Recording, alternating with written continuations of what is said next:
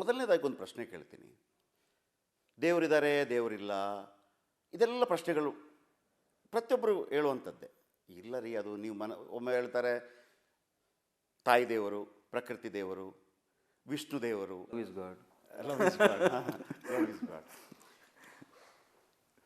ಆದರೆ ಭಾರತ ಕಲ್ಪನೆಯಲ್ಲಿ ದೇವರು ಅನ್ನೋಂಥದ್ದು ಇರುತ್ತೆ. ನಿಮ್ಮ ಕಲ್ಪನೆಯಲ್ಲಿ ಅದನ್ನು ಋಷಿಮುನಿಗಳು ನಮಗೆ ಏನು ಅಂತ ಹೇಳಿದ್ದು, ನಾವು ಏನು ತಿಳ್ಕೊಂಡಿದ್ದೀವಿ ದೇವರ ವಿಚಾರವನ್ನು? ಅಲ್ಲ, ನಾವು ಅಂದರೆ ದೇವರು ಅಂತ ಹೇಳಿದರೆ ನಮ್ಮ ಕನ್ಸೆಪ್ಟಲ್ಲಿ ಇರುವುದೇ ಬೇರೆ, ನಮ್ಮ ವೇದ ಉಪನಿಷತ್ತಲ್ಲಿ ಇರುವುದೇ ಬೇರೆ. ನಾವೇನು ತಿಳ್ಕೊಂಡಿದ್ದೇವೆ, ಒಂದು ಎಲ್ಲೊಬ್ಬ ಇದ್ದಾನೆ ವೈಕುಂಠದಲ್ಲಿ, ಕೈಲಾಸದಲ್ಲಿ, 4 ಕೈ ಇದೆ, 4 ಕಾಲಿದೆ, ಹೌದಲ್ವ? ಬಟ್ ಅದಲ್ಲ ಕನ್ಸೆಪ್ಟ್. ಇಡೀ ಬ್ರಹ್ಮಾಂಡ ನೋಡಿ, ದೇವರಿದ್ದಾನ ಇಲ್ವಾ, ಅಥವಾ ವಿಜ್ಞಾನಕ್ಕೂ ಅಧ್ಯಾತ್ಮಕ್ಕೂ ಕಾನ್ಫ್ಲಿಕ್ಟ್ ಇದೆಯಾ, ಇದೆಲ್ಲ ಕ್ವಶನ್ ಬರೋದು ವೆಸ್ಟರ್ನಿಂದ. ವೆಸ್ಟರ್ನಲ್ಲಿ ಒಬ್ಬ ದೇವರಿದ್ದಾರೆ, ಅವರಿಗೊಬ್ಬ ಮಗ ಇದ್ದಾನೆ ಅಥವಾ ಒಬ್ಬ ದೂತ ಇದ್ದಾನೆ, ಈ ರೀತಿ. ಇಂಡಿಯಾದಲ್ಲಿ ಹಾಗೆ ಅಲ್ಲ. ಇಂಡಿಯಾದಲ್ಲಿ ವಿಜ್ಞಾನ ನಿಮ್ಗೆ ಏನು ಹೇಳ್ತದ ಅಂತ ಹೇಳಿದರೆ, ಒಂದು ಪ್ರಿಮಾಡಿಕಲ್ ಮ್ಯಾಟರ್ ಇತ್ತು, ಅಥವಾ ಒಂದು ಪಾಯಿಂಟ್ ಆಫ್ ಸಿಂಗ್ಯುಲಾರಿಟಿ ಇತ್ತು, ಅದರಲ್ಲಿ ಒಂದು ಬಿಗ್ ಬ್ಯಾಂಗ್ ಆಯಿತು, ಬಿಗ್ ಬ್ಯಾಂಗ್ ಆಗಿ ಈ ಎಲ್ಲ ಬ್ರಹ್ಮಾಂಡೋತ್ಪತ್ತಿ ಆಯಿತು, ಏನೆಲ್ಲ ವಿಜ್ಞಾನದಲ್ಲಿ ಬರ್ತದ ಅದೇ ರೀತಿ ಉಪನಿಷತ್ತಲ್ಲಿ ಕೂಡ ಬರ್ತದೆ. ಆ್ಯಕ್ಚುಲಿ ನಾವು ವೇದ ವೇದ ವೇದ ಅಂತ ಹೇಳ್ತೇವೆ ಅಲ್ವಾ. ವೇದ ಅಂತ ಹೇಳಿದರೆ ನಿಜವಾಗಿ ತುಂಬ ಮಾಡರ್ನ್ ಅಂತ ಹೇಳಿದರೆ, ಇವತ್ತಿಂದ ಇನ್ನೂ 1000 ವರ್ಷ ಮಾಡರ್ನ್ ಇದೆ ಅದು. ಅದರ ಅರ್ಥ ಎಲ್ಲ ವೇದದಲ್ಲಿರೋದು ಮಾಡರ್ನ್ ಅಂತ ಕೇಳಿದರೆ ಎಲ್ಲ ಮಾಡರ್ನ್ ಅಲ್ಲ. ನಮ್ಮನ್ನು ತೋಳಗಳಿಂದ ರಕ್ಷಿಸು, ನಮ್ಮನ್ನು ಕಳ್ಳರಿಂದ ರಕ್ಷಿಸು, ನಮ್ಮನ್ನು ಕತ್ತಲಿಂದ ರಕ್ಷಿಸು ಅಂತ ಹೇಳುವ ಸೂಕ್ತಗಳು ಕೂಡ ಇದೆ. ಹಾಗಾದರೆ ಹೇಗೆ ಅದರಲ್ಲಿ ಅಷ್ಟು ನೀವು ಏನೆಲ್ಲ ಈಗ ಇನ್ನೂ ನಮ್ಮ ಕಲ್ಪನೆಗೆ ಬರದ ವಿಷಯಗಳೆಲ್ಲ ವೇದದಲ್ಲಿದೆ, ಅದೇ ಟೈಮಲ್ಲಿ ಅಲ್ಲಿ ಹೇಗೆ ಅಂತ ಕಾನ್ಫ್ಲಿಕ್ಟ್ ಹೇಗೆ ಇದೆ ಅಂತ ಕೇಳಿದರೆ, ಈ ಎಲ್ಲ ಪ್ರಶ್ನೆಗಳನ್ನು ಹುಡುಕಿಕೊಂಡು ಹೊರಟದ್ದು ವಿಜ್ಞಾನಿಗಳು. ನಮ್ಮ ದೇಶದಲ್ಲಿ ಅವರಿಗೆ ಋಷಿಗಳಂತ ಹೇಳ್ತಾರೆ ಅಷ್ಟೇ.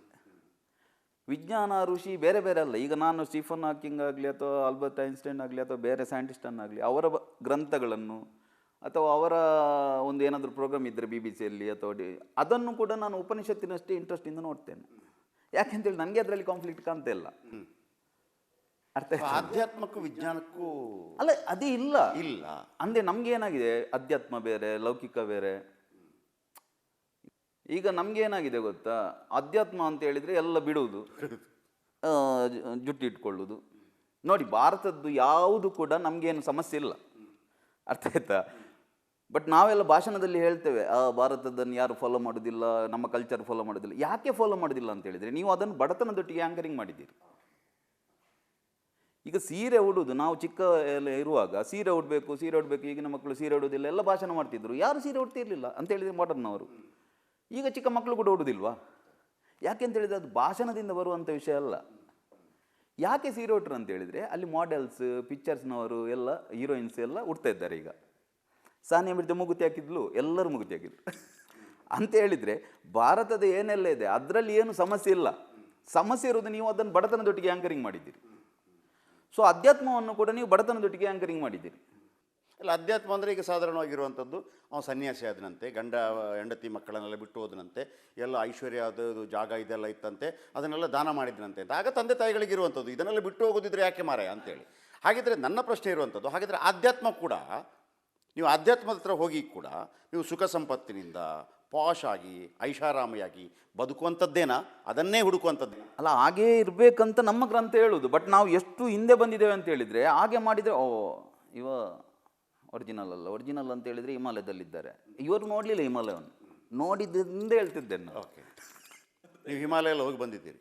ಅದೇ ತಿಂಗಳಿಗೆ, ವರ್ಷಕ್ಕೆ 4 ತಿಂಗಳು ನಾನು ನಾರ್ತಲ್ಲಿ ಇದ್ದದ್ದು. ನಾನು ಅವರಿಗೆ ಒಂದು ಅದನ್ನು ಹೇಳ್ಕೊಳ್ಳೋಕ್ಕೆ ಸ್ವಲ್ಪ ಮುಜುಗರ ಆಗುತ್ತೆ. ಅಂದರೆ 14 ವರ್ಷಗಳ ಸುದೀರ್ಘ ಪಯಣ ಅವರದ್ದು ಆಧ್ಯಾತ್ಮದ ಬಗ್ಗೆ ಕಂಡುಹಿಡಿಯಬೇಕು ಅಂತೇಳಿ. ಹಿಮಾಲಯಕ್ಕೆ ಹೋಗಿದ್ದಾರೆ, ನಾಗಾ ಸಾಧುಗಳು ಸಿಕ್ಕಿದ್ದಾರೆ, ಅವ್ರ ಜೊತೆ ಕಾಲ ಕಳೆದಿದ್ದಾರೆ, ಅಘೋರಿಗಳು ಸಿಕ್ಕಿದ್ದಾರೆ, ಅವ್ರ ಜೊತೆ ಕಾಲ ಕಳೆದಿದ್ದಾರೆ. ಆಮೇಲೆ ಎಲ್ಲ ರೀತಿಯ ನಿಮಗೆ ಅಂತಂದರೆ ಎಲ್ಲ ಪಂಥಗಳು ಏನು ಹೇಳುತ್ತೆ, ವೈಷ್ಣವ ಪಂಥ ಏನು ಹೇಳುತ್ತೆ, ಶೈವ ಪಂಥ ಏನು ಹೇಳುತ್ತೆ, ಶಾಕ್ತ್ಯ ಪಂಥ ಏನು ಹೇಳುತ್ತೆ, ಗಣಪತ್ಯ ಪಂಥ ಏನು ಹೇಳುತ್ತೆ, ನಿಜವಾಗಲೂ ವೇದದಲ್ಲಿ ಹೇಳಿದ್ದೇನು, ವೇದದಲ್ಲಿ ಹೇಳಿದ್ದನ್ನು ಸರಳೀಕರಿಸಿದ್ದು ಹೇಗೆ ಉಪನಿಷತ್ನಲ್ಲಿ. ವೇದಗಳು ಹಾಗಿದ್ರೆ ಪುರಾಣಗಳನ್ನು ಇದ್ದ ಬದ್ದವರೆಲ್ಲ ಬೇರೆ ಬರೆದ್ರ? ತುಂಬ ಇತ್ತ? 18ಕ್ಕೆ ಸೀಮಿತಗೊಳಿಸಿದ್ಯಾರು? ಉಪನಿಷತ್ತುಗಳನ್ನು 10ಕ್ಕೆ ಸೀಮಿತಗೊಳಿಸಿದ್ಯಾರು? ಆಮೇಲೆ ಯಾವುದೇ ನೀವು ತತ್ವಮೀಮಾಂಸೆ ಮಾತಾಡುವಾಗ ವೇದ, ಉಪನಿಷತ್ತುಗಳು, ಬ್ರಹ್ಮಸೂತ್ರ ಮತ್ತು ಭಗವದ್ಗೀತೆಯನ್ನು ಮೂಲವಾಗಿಟ್ಟುಕೊಂಡೇ ಮಾತಾಡಬೇಕು. ಅದಿಲ್ಲದೆ ನೀವು ಮಾತಾಡುವಂಗಿಲ್ಲ. ಇದನ್ನೆಲ್ಲ ಮಾಡಿದ್ಯಾರು? ಇವೆಲ್ಲದರ ಬಗ್ಗೆ ಭಾಳ ಅದ್ಭುತವಾಗಿ ಮಾತಾಡಿದ್ದಾರೆ. ಸೊ ಹಾಗಾಗಿ ಆ ವಿಚಾರಗಳು ಗೊತ್ತಿದ್ದು ಮಾತಾಡೋ ಕಾರಣಕ್ಕಾಗಿ ನಾನು ಅವರಲ್ಲಿ ಆ ಪ್ರಶ್ನೆಗಳನ್ನು ನಾನು ಕೇಳ್ತಾ ಇರುವಂಥದ್ದು. ಈಗ ನಮಗಿರ್ತದೆ ಅಲ್ಲ, ನೀವು ಈಗ ಹೇಳಿದ್ರಲ್ವಾ ಅಗೋರಿಗಳಿಗೆ ಸಿಕ್ಕಿದ್ದಾರೆ ಅಗೋರಿಗಳಿಗೆ ನಾಗಸಾಧುಗಳಿಗೆ ಯಾರಿಗೂ ಬೇಕೋ ಸಿಗ್ಬೋದು. ನಮಗೆ ಫ್ಯಾಂಟಸಿ ಇದೆ ತಲೆಯಲ್ಲಿ ಅಷ್ಟೇ, ಅದೇನು ದೊಡ್ಡ ಇಶ್ಯೂ ಅಲ್ಲ. ಬಟ್ ಅದರಲ್ಲಿ 90% ಜನ ವೇಷ ಹಾಕುವವರು ಇರುವುದು. ನಿಮಗೆ ಬೇರೆಯವರಿಗೆ ತೋರಿಸ್ಲಿಕ್ಕೆ ನೀವು ಹೇಳ್ತೀರಲ್ವಾ ಎಲ್ಲ ಬಿಟ್ಟು ಅಂತ. ಏನು ಬಿಟ್ಟಿರ್ತಾರೆ ಅಂತ ನಾನು ಕೇಳೋದು. ಈಗ ನಿಮ್ಮ ಕನಸು ಏನಿರ್ತದೆ? ಒಂದು ಮನೆ, ಒಂದು ಗಾಡಿ, ಒಂದು ಒಳ್ಳೆ ಸಂಸಾರ ಅಷ್ಟೇ ಅಲ್ವಾ ನಿಮ್ಮದಂತ ಹೇಳಿದರೆ? ಜನರಲ್ ಆಗಿ ಹೇಳಿದ್ದು, ಜನರಲ್ ಹ್ಯೂಮನ್. ಬಟ್ ಅವರದ್ದು ನಿಮಗಿಂತ ಭಯಂಕರ ಆಸೆ ಇರ್ತದೆ ಅವರಿಗೆ. ಈಗ ಅವರಿಗೆ ಪುಣ್ಯ ಮಾಡಬೇಕು, ಧಾರ್ಮಿಕದಲ್ಲಿರೋರು ಯಾಕೆ ಪುಣ್ಯ ಮಾಡಬೇಕು ಅಂತ ಹೇಳಿದರೆ ನಮಗೆ ನರಕ ಸಿಗಬಾರ್ದು, ಅಂತ ಹೇಳಿದರೆ ನೋವು ಸಿಗಬಾರ್ದು, ಇಲ್ಲದಿದ್ದರೆ ಪಾಪ ಮಾಡ್ಬೋದಲ್ವಾ? ಹೌದಲ್ವಾ? ಅಲ್ಲ ಮಾಡಿ ಅಂತ ಹೇಳುವುದಲ್ಲ. ಅಲ್ಲ, ಅವರು ಕೂಡ ಬೇರೆ ರೀತಿಯ ಸುಖವನ್ನೇ. ಈಗ ಅಲ್ಲಿ ವೈಕುಂಠದಲ್ಲಿ ಏನು ಸಿಗ್ತದೆ? ಸುಖ ಸಿಗ್ತದೆ, ದೇವರ ಸಾನ್ನಿಧ್ಯ ಸಿಗ್ತದೆ. ಸತ್ತ ನಂತರ ಕೂಡ ನಾನು ಖುಷಿಯಾಗಿರಬೇಕು, ಅದಲ್ವಾ? ಸೊ ನಿಮ್ಮದು ಕೂಡ ಮಾಮೂಲಿ ಜನರದ್ದು ಕೂಡ ಅದೇ ಅಲ್ವಾ? ನಿಮ್ಮದಂತೇಳಿ ನನ್ನದು ಕೂಡ ಸೇರಿಸಿ. ಸೊ ಅವರು ರುದ್ರಾಕ್ಷಿ ಹಾಕ್ಕೊಳ್ಳೋದು, ಬೇರೆ ಬೇರೆ ಒಂದು ಕೈ ಎತ್ತುವುದು, ಒಂದು ಬೆಂಕಿಯಲ್ಲಿ ಕೂರುವುದು, ಇದೆಲ್ಲ ಪ್ರದರ್ಶನ ಮಾಡೋದು ಯಾಕೆ? ಅಲ್ಲಿ ಹಣ ಕಲೆಕ್ಟ್ ಆಗ್ತದೆ. ತಮ್ಮ ಕೌಶಲಗಳನ್ನು ಜನರಿಗೆ ತೋರಿಸಲಿಕ್ಕೆ. ಅದರ ಅರ್ಥ ಅವರೇನು ಸಾಧನೆ ಮಾಡಲಿಲ್ಲ ಅಂತಲ್ಲ, ಮಾಡಿದ್ದಾರೆ. ಬಟ್ ಏನು ಗೊತ್ತಾ, ತೋರಿಸಲಿಕ್ಕೆ ಇರುವುದು ಎಲ್ಲ. ಈಗ ನನಗೆ ಕೂಡ ಹಾಗೆ ನನಗೆ ಅದು ಇದು ಹೇಳ್ಬೋದು. ನಾನು ಯಾಕೆ ಹೇಳೋದಿಲ್ಲ? ನಾನು ನನ್ನ ಚಾನಲನ್ನು ಲೈಕ್ ಮಾಡಿ, ಶೇರ್ ಮಾಡಿ, ಸಬ್ಸ್ಕ್ರೈಬ್ ಮಾಡಿ ಅಂತ ಕೂಡ ಹೇಳೋದಿಲ್ಲ. ಫೇಮಸ್ ಆಗೋ ದೊಡ್ಡ ಇಶ್ಯೂ ಅಲ್ಲ.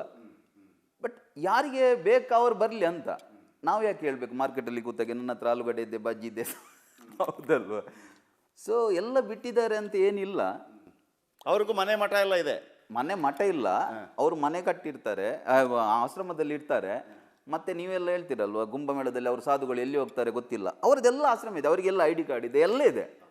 ಅವರು ಆ ಕಡೆದೊಟ್ಟಿಗೆ ಜಾಯಿಂಟ್ ಆಗಿರ್ತಾರೆ. ಅವರಿಗೆ ಲೆಟರ್ ಬರ್ತದೆ. ಕೆಲವರೆಲ್ಲ ಯೂಟ್ಯೂಬಲ್ಲಿ ಹೇಳುವುದು ಕೇಳಿದ್ದೆ, ಅದು ಏನು ಪಂಚಾಂಗ ನೋಡೋದು ಎಲ್ಲ ಬರ್ತಾರೆ ಆ ಟೈಮಿಗೆ ಅಂತ. ಹಾಗೆ ಎಲ್ಲ ಅವರಿಗೆಲ್ಲ ಲೆಟರ್ ಹೋಗ್ತದೆ ಸರ್ಕಾರದಿಂದ. ಸರ್ಕಾರದಿಂದಲ್ಲ, ಅವರವರ ಅಖಾಡ ಅಂತ, ಅಖಾಡದ ಥ್ರೂವೇ ಸನ್ಯಾಸಿ ಆಗುವುದು. ಸೊ ಅವರೆಲ್ಲ ಆಶ್ರಮವನ್ನು ಮನೆ ಥರವೇ ಮಾಡಿರ್ತಾರೆ. ಇದು ನಾನು ನೋಡಿದ್ದನ್ನು ಹೇಳ್ತಾ ಇದ್ದೇನೆ. ಎಲ್ಲ ಪಾತ್ರೆ ಗೀತ್ರೆ, ಗ್ಯಾಸ್ ಕನೆಕ್ಷನ್, ಜನರೇಟರ್ ಎಲ್ಲ ತಗೊಂಡಿರ್ತಾರೆ. ಯಾರ ಹತ್ರ ಇಲ್ಲೂ ಅವರಿಗೆ ಆಸೆ ಇರ್ತದೆ ನಾವು ಆಗಬೇಕು ಹಾಗೆ ಅಂತ. ಬಡೆಲೋಗೆ ಅವಳು ಬಹುತ್ ಪೈಸೆ ಆಯ್ತೆ ಎಷ್ಟು ಹೇಳ್ತಾರೆ. ಸೊ ಎಲ್ಲ ಬಿಟ್ಟವರು ಹಾಗೇನಿಲ್ಲ. ಬಟ್ ಅದು ಇರ್ತದೆ. ಶಂಕರಾಚಾರ್ಯರು ಅವರಿಗೆ ಏನು ಮಾಡಿದ್ದು ಅಂತ ಹೇಳಿದರೆ, ಬೌದ್ಧ ಧರ್ಮ ಎಷ್ಟು ಹರಡಿತ್ತು ಅಂತ ಹೇಳಿದರೆ ಹಿಂದೂ ಧರ್ಮದ ಅಡ್ರೆಸ್ ಇರಲಿಲ್ಲ. ಆ ಟೈಮಲ್ಲಿ ಶಂಕರಾಚಾರ್ಯರೆಲ್ಲ ಹಿಂದೂ ಧರ್ಮವನ್ನು ಪುನರುತ್ಥಾನ ಮಾಡಲಿಕ್ಕೆ, ನಿಜವಾಗಿ ಹಿಂದೂ ಧರ್ಮದಲ್ಲಿ ಏನಿತ್ತು ಅದನ್ನು ಪುನಃ ವಾಪಸ್ ತರಲಿಕ್ಕೆ ಅವ್ರು ಟ್ರೈ ಮಾಡಿದರು. ಆಗ ಬಂದದ್ದೇ ಈ ಶ್ರೀವಿದ್ಯೆಯ ಕಾನ್ಸೆಪ್ಟ್.